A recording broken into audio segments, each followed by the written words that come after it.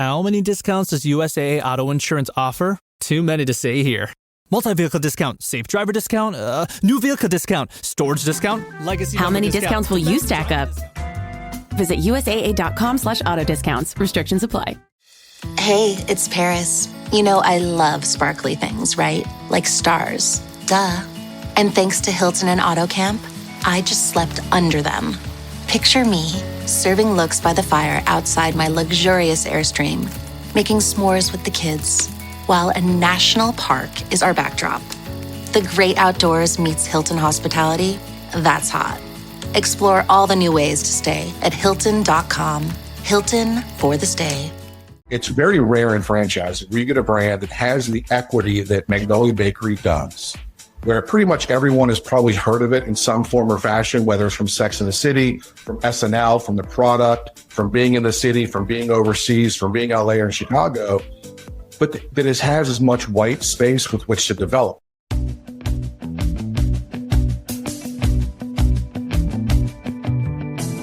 Hello, everyone, and thanks for tuning in to the latest edition of FranCoach's Franchising One-on-One podcast. I am Tim Parmeter, founder and CEO of FranCoach and your podcast host. Today, we are going to welcome one of our franchise partners to discuss their brand.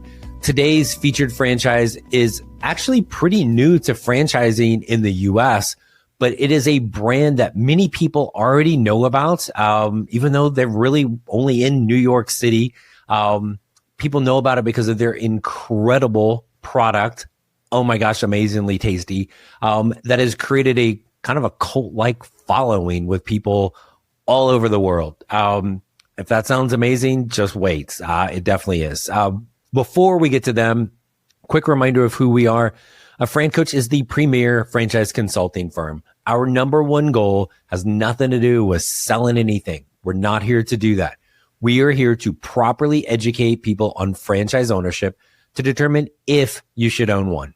If so, we're going to help you find your absolute best fit. I promise you, there is not a best franchise, top franchise, or pest industry. It is individualized and personalized. What is best for you is all that matters, and that's what our team is here to help you with.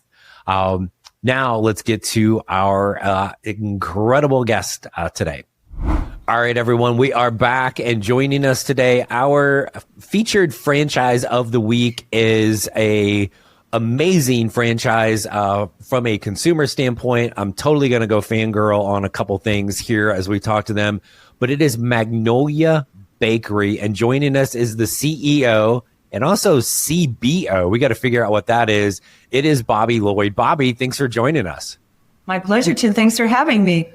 We are excited to chat, and we got to understand all the things about Magnolia Bakery. But first of all, what the heck is a CBO? So that's my fun title that I created as a Chief Baking Officer, because you don't automatically think that a CEO would actually be someone that makes product, that makes baked goods. But my first love is baking. So I had to incorporate that little title. I love it. If at any point you need a test dummy for any product that you're trying, just let me know. I am happy to I will take one for the team and be your guinea pig for that. So great. We certainly want to chat all about Magnolia Bakery, but I love the people side of, I think franchising just in general is so much about the people. How did you've been with Magnolia Bakery for a long time now. How did you kind of get into all of this and then ultimately turn this into a franchise? So I've been with Magnolia almost 19 years now. And franchising did happen quite by accident for us. We are a retail bakery, small at the time. This was in 2010, and it started in 2009, actually. We got an invitation to open a location in the Dubai Mall in Dubai. Wow. With Bloomingdale's. And my partner and I at the time kind of was like, how can we do that? We're not set up to we have no idea how to do that. No. And Bloomingdale's came back to us and said, we really want you. We're going to do everything we can to make this work. And they were creating this kind of cityscape where it was like a long corridor down the center of the Bloomingdale's home store with little New York City shops all along the corridor. The front-facing location, Magnolia Bakery. And so we said yes. We went to Dubai. Grand opening was February 1st, 2010. And it was just a very big deal for Bloomingdale's. It wasn't the grand opening of Magnolia Bakery, but certainly we're there. Right. We were the store on the mall side, the very first location that you would see walking past Bloomingdale's. Huge media event. I have the chairman of the board of Federated Bloomingdale's next to me, Maurer Traub. The other side of me is the CEO, little old me in the middle. And they dropped this big, gigantic black curtain with massive amounts of media out front. And a group of women scream, "Oh my God, it's Magnolia Bakery." So what we learned in Dubai, which we thought, hey, if it doesn't work out, nobody's going to know. It's right. Dubai. What we learned from that was that Dubai is the gateway to Southeast Asia and to the rest of Europe and Russia. And it opened up the floodgates to zillions of people wanting franchises around the world. And so my prior partner and I looked at each other. We're like, well, I guess we're franchising now. Excellent. That's fantastic. And you do have several around that whole region, correct? More than several. Internationally, we have 37 locations, I believe, as of today. Oh, that's so we fantastic. are all over India. We're in Dubai, Abu Dhabi, Qatar, Jordan, Qatar, Kuwait. We're everywhere. Philippines, Excellent. Turkey. Excellent. And we also have apparently our boy Jason got out of jury duty, so should we let him in? Let's let him in. Open that door. Okay, so tell everybody. I'll let you do the reveal. Who are we allowing to join us today on our fun? So Jason Mattis is our VP of Development and Sales for Domestic Franchising.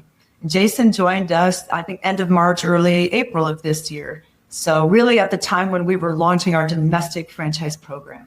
Yes, awesome. So we will let Jason in, and we won't tell him we've been talking about him behind his back. There's Jason. Jason, Hey, just completed my civic duty. Well done. Thank you. We were talking about you behind your back, Jason, and it was mostly good stuff. So don't worry too much about that. But things We'll pretend the bad stuff never happened. Exactly. We'll edit that out. It's all good. So thanks for joining us today also. And Bobbie, I want to come back and you talked about kind of the franchising thing. How did Magnolia Bakery even come to exist? Magnolia opened almost 30 years ago. So next year we will be celebrating our 30th anniversary, which is a big deal, especially for a New York City retail bakery. Restaurant and hospitality businesses don't typically last that long unless it's some kind of mom and pop handed down generation to generation. So Magnolia was in a quiet street corner in the West Village of New York City. And, it was beloved. People just felt there was this thing that resonated with them. It's like my grandmother made desserts like that. My mother made desserts like that. Nobody makes desserts like that anymore. But my feeling was that in the 40s, 50s, a lot of immigrants came to the United States, into New York City. And what they do, they opened up little corner bakeries all over New York City, Queens, Bronx, Brooklyn, really all over America. I grew up in a small town outside Chicago. We had that little corner bakery. And what did those families do? They sent their children to college to become doctors and lawyers. And so when it came time for them to retire, there was no one to hand the bakery off to. And that corner bakery really started dying off in the 60s and 70s and ended up in grocery stores and became more formulaic from a mix, whatnot. Right. And so Magnolia really came about at the right time, where it was, let's go back to the basics of bake from scratch. Bake from scratch in small batches, do it the right way with quality ingredients. And we bake at almost all of our stores, currently bake on site so that consumer can see, literally our guests know that there's the oven, there's the person icing my cupcakes, there's the person scooping the pudding. They see it happening. Yeah. And I think in franchising, just where we really aren't all that smart. So it's pretty obvious what a brand does based on the name, Magnolia Bakery. We are from a bakery standpoint, but you guys have amazing things all over the board, but you have one product that is so special at least the location I've been in, there was a line just for this one product. So what is this amazing thing that everybody... Banana pudding. And I have to tell you, I did not grow up with banana pudding. I grew up in the Midwest. It wasn't something that, I don't know, was just in habit. It was very much a Southern style dessert. I get a lot of people that say, oh, my mom made that, my grandma made that. We don't fight with grandma. I'm sure grandma's is the best. But we introduced it to the world. You find it in a lot of places now. But prior to Magnolia, you might find it in, the South, Atlanta, and you might find it in Texas, but you never found it in the Northeast. Yep. So we have put it on the world map, literally on the world map. Yeah, no, it's funny. I grew up in the Midwest as well, in a small little podunk town in Indiana, and I don't remember really growing up necessarily with that. And but when I moved to the South, then all of a sudden that became a thing, and then you get into in the South and in Texas, and there's barbecue, there's banana pudding, and I'm like, kind of the first time I had it, I was like, oh my gosh, where's this been all my life? And was definitely the experience. But it is so popular. There is a line for if you want to order banana pudding, and then a line for everything else in the menu. So, which if that tells anybody how good it is, that should be all you need to know. We get customers who come in every single day to get their banana pudding, and we had to introduce a small size because the guilt of eating a large, 14 ounce or 16 ounce cup every day was a little too much. So we introduced the smaller size. But when we went international, it was very interesting because they'd never heard of it. They didn't know what it was. And so we had to do a lot of tastings, a lot of marketing to get it. But as soon as people tasted it, because especially in Southeast Asia and the Middle East, they love sweets. They absolutely love sweets. And they love pudding because a lot of those countries are based sort of on English-style desserts or Middle Eastern-style desserts, both being quite sweet. And they love it. Excellent. Yes, as do I. Jason, tell us a little bit. We're going to back up to you for a second. And the first thing I threw at Bobbie was I like hearing stories of just the people and how they got into this. And so give us a little bit on kind of your background. And I know you've been at Magnolia for a short period of time, but in franchising for a while. How did all of that come about? Completely accidentally. I wish I could say it was a master plan. It wasn't. I had just got done playing professional sports. I had tried my hand. I got my 7 by 63, was working on Wall Street, had a couple of shekels put together, saved, went into business with my father-in-law. We owned a pizzeria in Williamsburg, New York, which is in Brooklyn. And my wife, that was going to school in the city at the time, she was my girlfriend, decided that she wanted to get another degree, and she wanted to, get that degree down in South Florida. So we basically sold the pizzeria, sold the building that the pizzeria was in, and basically literally just, drove down to South Florida. She enrolled in school, and this is in December. So she was, joining for the spring semester. And I found myself kind of idling, like, what do I want to do next? My first real job after I got done with my playing career was in financial services. And so I started to look at, okay, what did I like about that experience and what did I not like about that experience? What were my strengths versus what were my weaknesses? And then I also looked at, okay, I liked owning my own business. How can I can kind of combine what I think is the best version of myself that kind of combines the two? And somebody mentioned to me about, well, there's this franchise show that you should go to, and it's called the Franchise Expo South. I guess it happens every January. So I was like, okay, well, I don't have a job. I need to do something. So let me go see what this is all about. And I literally went to the Franchise Expo South in January of 2003, looking for a franchise to potentially invest in. And I was immediately overwhelmed. It was like a really above the shoulders decimal points of sitting. Like when I thought of, franchising, I thought of McDonald's or Subway. I didn't realize that there was a franchise of a different make and model for so many different types of people and industries and businesses. It was very overwhelming. And so, I started to walk the booth, the booths. There's probably 300 different, franchises exhibiting. And I didn't really find anything that I was doing the proverbial backflip or somersault over, but I did meet a guy. His name was Delray Lefebvre. He was a VP of franchise development for a company called NetSpace. His background was with the Dwyer Group, which is now Neighborly. And he goes, listen, he had played football at SMU. He learned about my professional career. We obviously had a lot of synergies there. And he goes, listen, it sounds like you have a pretty good head on your shoulders. You're relatively young. You got this experience. If you ever want to invest in a franchise, why don't you learn it from the inside out? And he offered me a job, literally in the aisles of the Franchise Expo South, and said, listen, come learn franchising from me. I'll show you how it's done. And that's kind of how I got started. So it was completely accidental. I really fell into it. And I tell Bobbie this all the time. I can't imagine now, 22 years later, doing anything else. It is the most exciting, awesome. It's the most impactful business model anywhere on the planet. I've worked with thousands of folks in helping them transition from, corporate America or a business to a second business or to a business for the first time. I've worked with a lot of great brands of different makes and models and helping them take a really strong local regional brand and help nationalizing the footprint. And I got lucky with Magnolia Bakery because I've been a part of really good brands. I helped, with Vitamin Shop, with Pet Supplies Plus, with Salad Works, with Retro Fitness. I've partnered and I've helped grow some very successful brands.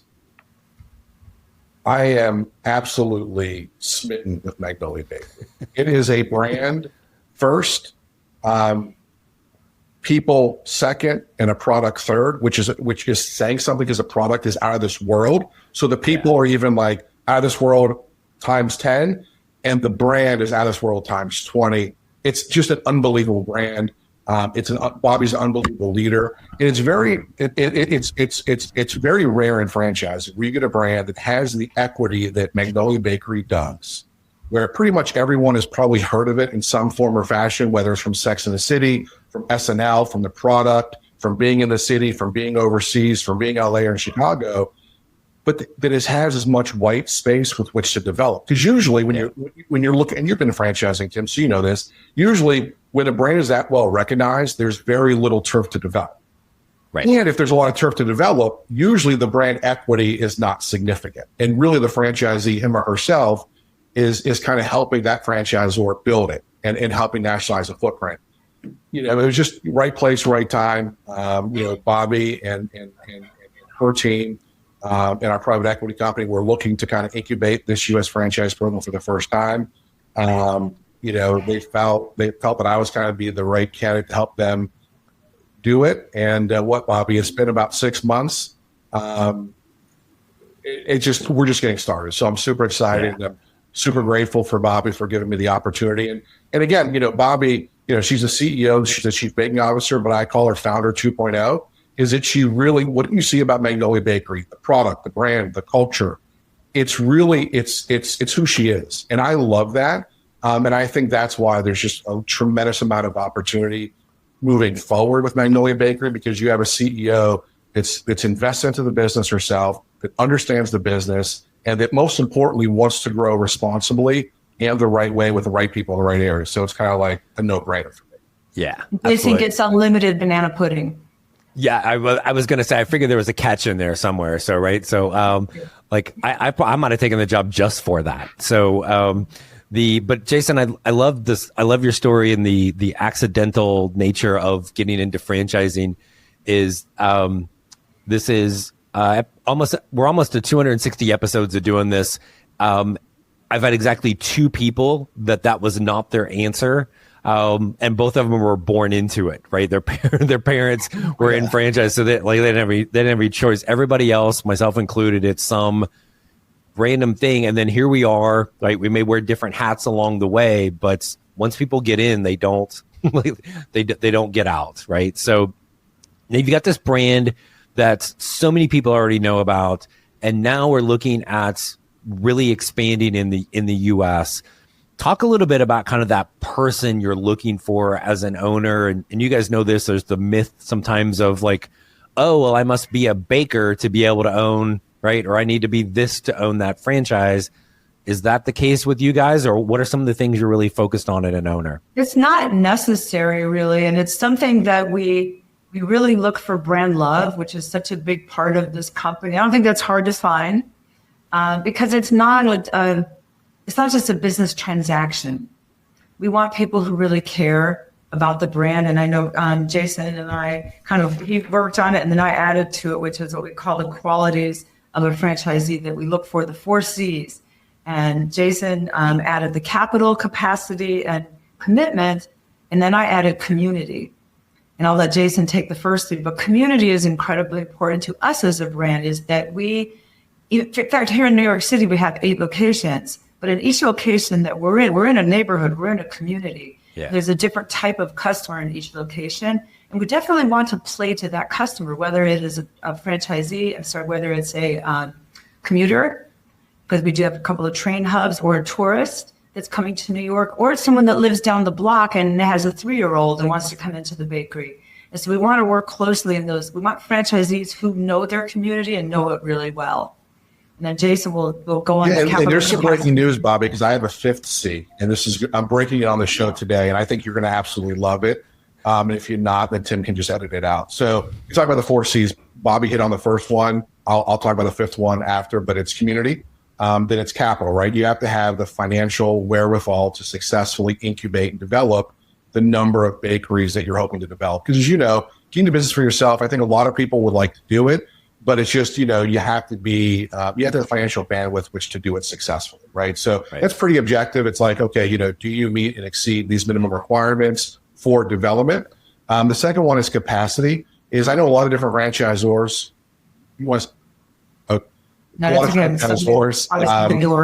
They look at single unit developers. They look at only at like these large form development deals. I think Magnolia Bakery, kind of where Bobbie and I landed on, is somewhere in the middle, which is we're looking for somebody that has the capacity to build a minimum of 3 bakeries, up to 5 bakeries over a 36-month time period. And so, kind of capacity and capital are kind of intertwined.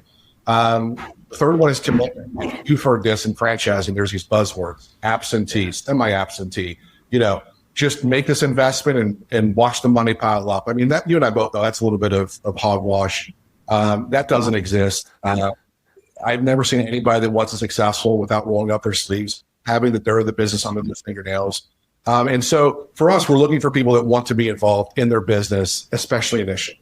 Doesn't mean, to Bobbie's point, they're going to be the baker, but it means they're going to be involved in the business. And this is going to be a very important investment and brand within their portfolio, whether it's a portfolio of 1 or 10. We want to see that commitment to Magnolia Bakery and its growth and success from that candidate. And then the 5th C, Bobbie, that I want to add today, again, breaking on the show, is cultural alignment. Cultural what? Cultural alignment. Okay. I say cultural alignment because we talk about the brand, we talk about the people, we talk about the product. At the end of the day, I think Magnolia has really created this culture. And it's bigger than its product, it's bigger than its people, it's a brand. It's much like Nike is. I mean, Nike doesn't sell shoes, they're a lifestyle company, right? Right. People don't look at Starbucks as, I call Starbucks $7, but it's really not the coffee, it's the experience, or it was. And I think with Magnolia Bakery, it's the culture. Like when you go into our bakeries, people are happy. They're celebrating a milestone, a life event. They're eating the banana pudding. They're having a full loaded icebox bar. Whatever it is. And so I think really for us, we're looking for people that share that culture and that alignment with who we are. So part of it's kind of being that ambassador of our brand, because as you know, we don't have a second chance to make a first impression into a new market. And so for us, I think, being culturally aligned with our sweet values and what those represent, not just to us, to our employees, but to that owner and his or her employees and to his or her customers, I think is something that hopefully, Bobbie, you agree, that's kind of it's probably an important C to add. And the great thing about what Bobbie and I are doing, it's going to evolve and grow over time. Certainly, there's certain boxes you have to check, and they're probably more objective in nature. But I really think it's a subjective thing. It's the fit within the alignment of the philosophy of the brand, of what we're doing and how we're doing it. Which I really think, if we're going to make this thing grow and be as successful in the future as it has in its past, I think that cultural alignment is mission critical to the end objective. Yeah. I love the word happy, right? Like it seems such a simple thing, but part of, especially if somebody that is leaving the corporate world to do something, this is kind of their first business, you're probably leaving that job because you didn't really like it, right? It wasn't fun. You weren't getting a lot of enjoyment out of it. And now you get to have staff that they're going to enjoy their job. They're seeing smiles across the counter at them. They're probably seeing a lot of the same faces, right? And so when you talk about the sea of community of that owner being that brand ambassador, and what a fun thing to be wearing that on your shirt everywhere, because people are going to be hitting you up everywhere you go wearing that thing, right? And so that type of personality is really key. I like to joke that when I get invited to a dinner party, if I don't show up with banana pudding, I get that sideways glance like, what? Why didn't you bring it? And I was like, you're not inviting me, you're inviting my pudding. So just ask for it next time. Yeah, you're secondary. Like, hey, if we add Bobbie, maybe she will bring 10 gallons of banana pudding. Yeah. Absolutely. Yeah. In fact, you're invited to our next party, Bobbie. So we'll make sure we have that. So as you are looking, I guess, what kind of prompted you guys started really overseas, and you've got such a great presence in and around New York City. What was kind of the thought that went through, hey, let's take this thing throughout the United States? So as I mentioned, we're almost 30 years old, and our international division really started quite by accident. We had a few starts and stops. Some of it was COVID. Some of it was also an acquisition to our current PE firm, RSC Ventures. And when we were acquired in 2021, like literally it was supposed to happen in 2020, but COVID kind of put a pause on it for a little bit. But after the acquisition, we put a plan in place to really build the infrastructure of our company for the next level. The first thing was to build a C-suite team. We never had a C-suite team outside of myself and my prior partner. We needed to find a chief marketing officer and a chief financial officer. I used to wear all those hats. That's a bit much. But when you're a small company, we had 10 bakeries and we had our international bakeries and an e-commerce business. We can handle that internally. So it was building up the structure, build out a C-suite team, develop a 3 to 5 year plan with a strategy behind it. Then it was really push our e-commerce business. We rebranded the company because we had this beautiful logo. And actually 30 years ago, there technically was no logo. It was just the name, the Magnolia Bakery. That was it. There was no other visual connected to it. We had created this other logo that was really gorgeous, but that was before Facebook, Instagram. There was no social media. And that beautiful logo didn't work in the digital world. It really didn't work in the print world either, other than on packaging. So we hired a big agency. We did a rebrand. We created our sweets values. We launched a CPG product. So we're kind of right on track for our 3 to 5 year plan. Year 3, we launched a consumer product good in grocery. We launched a wholesale business. Now all of these things are moving. Now we can attack franchising. So now that we really wanted to have that infrastructure in place. You don't want to start out just because you have a strong brand name and not have the resources financially behind it and not have the infrastructure behind it to be sure that you can support the growth of those domestic franchises. I love it. And it ties into the fun R word Jason used earlier, that's buzzy and franchising is responsible. Is like, hey, I think we've got one location here and it seems to be doing okay. Let's see if we can get 1,000 of these around, right? Like that's just disaster typically. So thank you guys for being so strategic and smart and patient with that. And now we're ready to go. Jason's on a diet of banana pudding all day long, so he's got the energy to be working with all of these potential owners. Obviously, there's a bakery, there's a location, there's stuff. What does, for you guys now, as you're looking at the franchising domestically, what's kind of that box that we are looking for a location and some of the things that go into that? Jason, why don't you take that one? Sure. I think what you'll be impressed by is, I mean, obviously, Magnolia's brand equity exceeds its current points of distribution, and people, we're known for our banana pudding and our buttercream. But I think to Bobbie's credit and the team's credit is that they've also carefully curated a business model that's engineered for the franchisees where they are, right? We're not trying to replicate what we do in New York City. New York City is not replicatable anywhere in the world, certainly not here in the States. So, but we're taking what we know works, right, with our model, our footprint, and we're looking at, okay, then how do we value engineer that to nationalize the footprint? So for us, the box will look one in two formats. So again, somebody's doing 3 locations. That first location must be what we call a flagship location. That is a full bake on site from scratch every day, 1,200 to 2,000 square foot store. If it's 2,000 square feet, we call that a flagship hub because now it has baking and storage capacity to support a no-bake location. So again, that first location has to be a 12 to 2,000 square foot flagship location. It's the best representation of the brand. It encompasses all 4 revenue channels, full bake experience. But then if you have a 2,000 square foot flagship hub, that then can support up to 1 to 2 no-bake locations of 600 to 800 square feet. Now, from a consumer, you really wouldn't know the difference, but as an owner, you would, because one, 1,600 square foot, less equipment, less cost to build, less occupancy cost. And now your labor can be spread out because you don't need a baker on site because the person doing the baking is at your flagship hub location that's supporting that second location. Excellent. So that's why, again, you need 3 locations, but that's why the model works. So and when you're looking at 3 locations, it also helps you from an investment standpoint.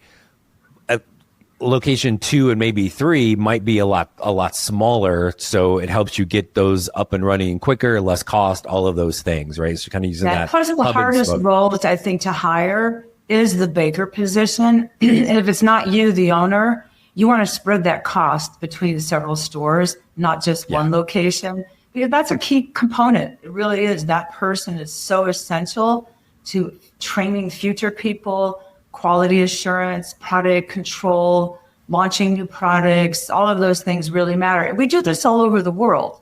So the U.S. is going to be a little bit easier because we're doing it in countries where we're not there on site on a monthly basis. We go once a year to do an audit. Yeah. And you've got with franchising, here's the business in a box and here's the recipe for how to run the business. But this is literal recipes for all of the different things. And then how does the franchise help with, I guess, all of the stuff, so to speak, that we are using to bake all of the amazing products that are there? How are you guys helping those owners that are going to be around the country with this? So the great thing about that, and I bring up the international again, because you're baking from scratch, which means flour, butter, sugar, eggs, chocolate, and dairy. Do an algorithm of those ingredients. We use 3 kinds of sugar, 2 kinds of flour, 2 different kinds of dairy. You could make about 1 billion products using all of those ingredients. And in fact, as we look at how we create and innovate new product, we try to use what we already have in the house. We may add a new fruit, but we're not changing the base recipe. So we can train people internationally because we specify the type of ingredient. Domestically, not only are we specifying even the brand of sugar, the type of sugar, it's a granulated white sugar, but it has to be Domino because we know that it's going to be consistent all the time, Correct. No matter where you're getting it from. And we support the supply chain for them through either a broadliner or making sure that they're getting the ingredients in their local market through their local distributor because it's through this chain that we use across the country. Yeah. Yeah. All of that stuff, again, just it puts everything in place, makes it nice and easy for the owner is follow the recipe on the recipes. And then, then you're in good shape with this. Yes. Don't mess with the formula is what I always say. So even internationally, again, we're teaching people all over the world how to do this.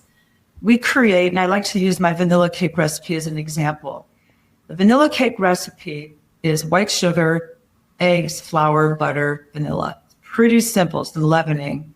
If I swap out the white sugar for brown sugar, now it's a caramel cake. If I swap out the milk for strawberry puree, now it's a strawberry cake. So it's the same recipe, the same process, the same formula for making it. You're just swapping out ingredients. Add chocolate chips to it. It's a chocolate chip cake. Add Oreo cookies. It's an Oreo cake. So it's not a zillion separate recipes. It's either inclusions or swapping out an ingredient. So we make it pretty simple. So when we talk about, do you have to be a baker? The answer is no, but you also don't have to be a pastry chef. There's a level in between. I'm a baker. I'm not a pastry chef. I never call myself a pastry chef because even though I am professionally trained, I do American style desserts, which are pretty easy to make and your mom can make them at home as per the cookbook. So if somebody's sitting there, I think one of the things, regardless of the franchise, people always have fear around is, oh my gosh, how am I going to find the right people to work in my business? And how am I going to keep them? Hiring a baker is not a common thing people have done or been around. What are some of the ways in which you guys are going to help owners kind of wrap their head around the comfort of finding that person or persons to be that baker? So we have recruited around the world, including our own stores here, 8 in New York City, 1 in Chicago, 1 in LA. We've also had stores in Boston and DC. What we look for in the local market is a culinary-based person. It could even be a prep cook. Like one of my head bakers in one of our bakeries here in New York City was my chef in another restaurant that I had. He was never a baker. And when I was moving to open a Magnolia Bakery, he said, I really would like to come with you. Can I do that? I was like, sure, I can teach you. It's someone who can understand the basics of cooking and the structure of the kitchen.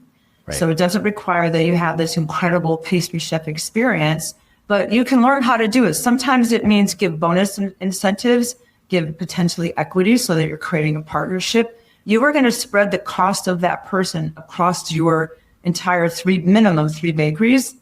And that's part of your upfront investment. Hire the right person.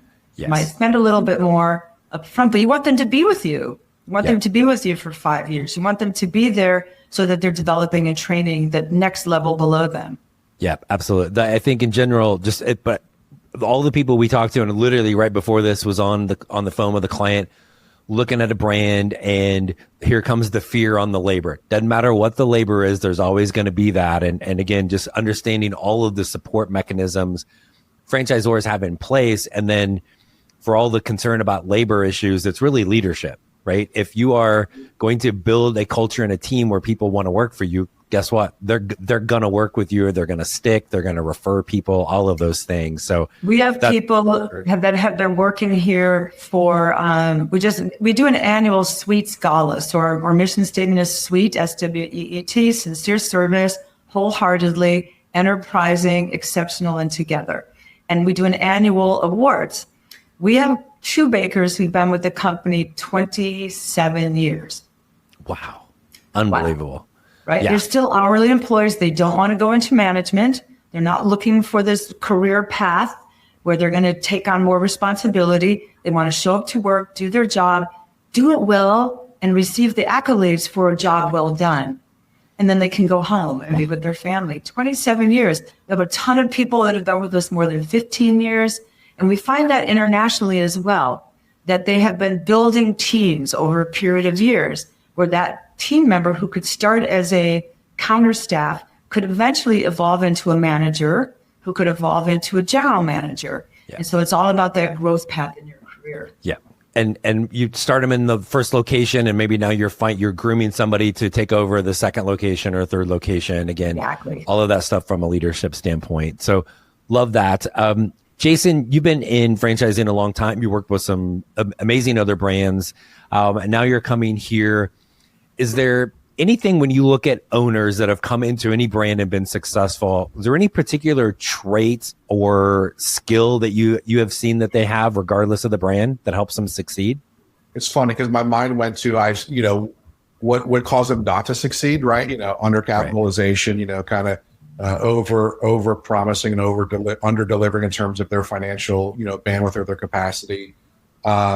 Not really kind of building for the revenue ramp, because people think, okay, I buy a business and all of a sudden magically it's going to come in. No, it takes, rolling up the sleeves and getting to work. And there's a period of time, you go from, point A to point B to point C to point D. It's a process. And I think people that have been most successful in franchising, and I'm going to exclude kind of the financial component for a second, is their ability to follow a process and a system. And the second thing I'll add to that is somebody that wants to be a part of something bigger than themselves. Meaning, you buy into a franchise because of their system, because of the fact that you can leverage folks like Bobbie or Eddie or Dom or Federico or the wonderful team they have at Magnolia Bakery. Use that. I sometimes find people make this investment, they do their due diligence on an opportunity, and then for whatever reason, they don't leverage the system. They don't leverage the what I call the managerial know-how, the systems, the people, and they kind of do it themselves. And I think the third thing, and you're getting a long-winded answer because I'm very passionate about this. The third thing is that you got to be an active listener. Meaning, I think sometimes they don't communicate. Like, if something is going good, I want to know that. If something is not going good, I want to know that too. If it's somewhere in the middle, like, we got to be communicating, we got to be listening, and you want to be a part of something. You join a franchise to be a part of something, again, bigger than yourself. So be a part of it. Be it, and most franchise companies that have grown, and I don't care if it's McDonald's or Subway or, insert franchise A, B, or C in there, it's because of those initial franchisees that want to be a part of something, that want to be part of that brand, that basically partnered and collaborated with the C-suite to help those brands move forward. And I think that's really, really critically important, is to be engaged in that process and understanding that, sometimes to be truly successful, you need to own more than one location, right? This episode is brought to you by Indeed. When your computer breaks, you don't wait for it to magically start working again. You fix the problem. So why wait to hire the people your company desperately needs? Use Indeed's sponsored jobs to hire top talent fast. And even better, you only pay for results. There's no need to wait. Speed up your hiring with a $75 sponsored job credit at Indeed.com/podcast. Terms and conditions apply. With a major selection of the looks your kiddos love starting at just $4 in the Walmart app, a new school year means a stylish new them. Who knew? Find skater skirts and Crocs that say, I'm casual but cool. Sparkly sneakers that say, it's my classroom, you're just learning in it. And preppy polos that say, I'm the teacher's pet, even if they're mommy's menace at home. Find their favorite styles starting at just $4 in the app. The Walmart you thought you knew is now new. Sometimes you don't. Right. And I love that you're talking about utilizing the community, and as an owner, get out in the community to build the brand. But the internal community you have of, if something's going on and you have a question and you don't raise your hand, or you don't reach out to how many different people in a franchise system could you reach out to? Not just the franchisor, but there's other owners, right? Reach out. If somebody in there is going to want to help, and then ideally you want to be the person that can help. Here comes that new owner. Somebody put their arm around them because somebody did that for you when you got started. And I think, exactly. I don't think we talk about some of the internal community and support things. Yes, there's the initial training and support and follow the plan, but talk to people, get to know everybody around you. Everyone there is to help you succeed, because they're trying to do the same thing. And even other owners, the more all the other owners are killing it, it makes it better for you as well. So I love that component. Yeah. One of the things we do internally for our company is a pulse survey twice a year. We want to understand how our own team views us as leaders in the company. And we get an enormous amount of feedback doing that helps us as we're doing our planning for the following years. What else do we need to incorporate? How else do we need to communicate? We're seeing that each year and every time we do it, we're improving, but there's still some things that we know no one's perfect. We can still improve. That is how we will work with our franchisees as well, is we want to know, and it's blind. We don't know who's answering it. We don't know. It's anonymous, right? So it's a great way to get feedback about how we're doing our job.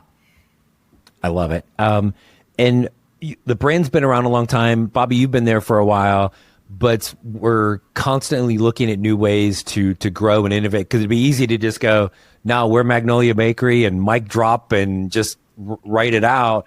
But you guys have a super cool new product that you are developing. Bobbie, please tell everybody about this amazing thing. So I have had this lifelong Magnolia Bakery quest to bring banana pudding into grocery. And I probably started it about 17, 18 years ago, trying to develop a product that would be shelf stable for 6 weeks in the refrigerator section. Guess what? It's impossible. It's impossible for two reasons. One, bananas turn brown. That's what they do. You put them in a refrigerator, they're going to turn brown. The second one is the longer banana pudding sits, the softer the wafers get to the point where they eventually just disappear. Right. And if there's a few out there in the market, I actually was at I was driving to Ohio from New York on Route 90 and stopped at a truck stop. And there was a banana pudding in there. It was awful. It was really quite awful. But the big takeaway from that was that the wafers were complete mush. So about 4 years ago, I had the brain, like one day I woke up and I was like, so where are the two things I need to fix? One is the banana. So instead of doing sliced bananas, because banana pudding is actually a misnomer, it's vanilla pudding with sliced bananas and vanilla wafers. It's not banana pudding. So it's like, let's just take the banana slices out of it, use banana puree. So that would solve the problem of brown bananas. The second component was the wafers. How do I solve that problem? Well, it meant suspending them in place. How do you suspend? Freeze it.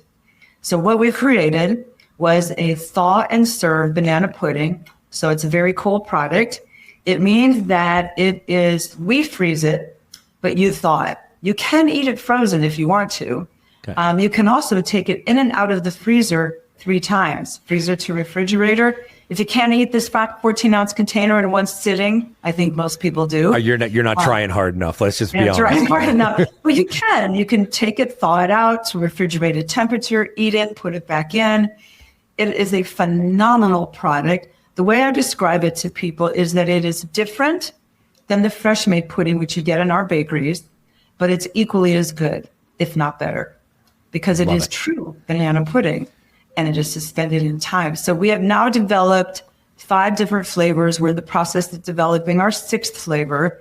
It is not available in our own bakeries. It's in a different channel. It's in the food service channel. It's available through third-party platforms like DoorDash, GoPuff, Wonder, different markets like that. Eventually, though, we will have this available in our franchise locations, kind of like an ice cream store would do, is you can go in and get your scooped ice cream that you're going to eat right now. Right. But you can also take a pint home to enjoy later. Excellent. And regardless, it's just continuing to help grow the brand recognition, which is always going to help franchise owners. 100%. And the other thing you have, Bobbie, I want to make sure we mention is if somebody's like, I want to bake something, do we happen to know of any good books, Bobbie, that they could read or buy to get some good baking tips and recipes? Yeah. So I've written 2 books. The first one came out in October 2020, which is the Magnolia Bakery Handbook, 150 Desserts for the Home Baker. Second book just came out this spring, which is the Magnolia Bakery Handbook Volume 2. And this one is Icebox Desserts. And it has a giant chapter of banana pudding and then another chapter of banana-less puddings. So it would be like apple crisp pudding or peach crisp pudding or roasted strawberry chocolate pudding. So it's a great, fun cookbook. I've had a lot of people buying the book, especially this time of year. It's perfect for summertime. Excellent. And where might somebody find one of those wonderful books? You can find these books everywhere where books are sold. There you go. So literally online, Amazon, and any store where books are sold. I really think most, even private small companies are selling the book. Excellent. And of course, in our bakeries, you can buy it in the bakeries. Excellent. And magnoliabakery.com is the website. And certainly if you are in New York City, go check this out. And then in the US, we're in Chicago and kind of LA at the moment. And then, Jason, this is going to be in every city and town, throughout the United States in the next, 2 or 3 days, right? We should be able to get that done. That seems responsible. But definitely for anybody that's hearing, I want to throw one last thing at you and I'll let you guys go. What are we missing? Or if there was one more thing you guys wanted to share about Magnolia Bakery for our listeners, what would that be? Maybe we haven't talked about. I will add that we also have e-commerce, so you can have your banana pudding and cupcakes shipped across the country for you. And you'll find us in some airports. We're in LaGuardia. We have a license deal there. So that was technically our first franchise in the LaGuardia Terminal C with Delta, and growing. So our goal with Magnolia Bakery is to bring Magnolia Bakery to you, wherever you are. So if it's franchising in your community, we want people to experience that made from scratch, quality product and ingredients, so that you can order a custom cake, so that you can bring cupcakes to your kid's birthday party or baby shower. We celebrate Magnolia is used to celebrate every one of life's special moments. And I have met people, and I'm not kidding, around the world who have told me about their Magnolia Bakery experience and get very emotional about it, because as Americans, we celebrate with desserts. Yeah. So everything we do is with desserts. And whether it's your mom made it or you're getting it from us because it's just like what mom made, we want you to have that experience in your community and in your home. Excellent. Jason, anything else you might want to add about Magnolia Bakery? Yeah, I would just say, I'm the new kid on the block. And I think for me, what I've learned is there's a lot of brands over my career that spans almost, 22, 23 years now of franchising. Is a lot of them talk the talk. They say the right things. Some do the right things, some don't. I think what's been really, I don't want to say surprising, but what's been very really great to know and learn is that Magnolia Bakery, by far and away, walks the walk. They can say they have the best product. They do have the great product. I'm not a banana pudding person. I love their banana pudding. My 6-pack is now a cake. When we talk about a true brand, they are a true brand. And their brand far exceeds their points of distribution. People are amazed when we say we have basically 10 bakeries here in the U.S. They think that we have far more. And I think, when we talk about responsible, it's easy to say, we want to kind of, our motto is go slow to grow fast. A wise person once told me, if you want to open up a bunch of locations, open up good ones first. And so Bobbie and RSC, we've kind of partnered together to do this the right way. And we are going to do it the right way. We're not going to outkick our coverage. We're not going to award more franchises than we can support. And we've had a lot of internal conversations about this. Yeah. And I think, and so again, for me, it's easy to talk the talk. It's difficult to walk the walk. I think Magnolia Bakery walks the walk, and I'm just so much so, and Bobbie knows this, I've been a franchisee of other brands before, and I had Bobbie Armin, like I'm trying to get her to say uncle. I'm trying to become a franchisee myself with Magnolia Bakery. Excellent. Well, I just can't thank you guys enough for coming on today to talk about the amazing thing that is Magnolia Bakery, and excited to witness the growth, and hopefully one of these will get near at least one of the places I live very, very soon. And I wish you guys all the best of luck, but thank you guys so much for joining us today. Thank you for having Thanks for having us, Tim. Jason, glad you could make it. I know. It was by the hair on my chin. Thanks again to Bobbie and Jason from Magnolia Bakery for joining us today. Check out their website. I want to try that new banana pudding product that can get shipped to me. Sounds amazing. But if you want to learn how to bake, check out Bobbie's books. Also looks pretty tasty there as well.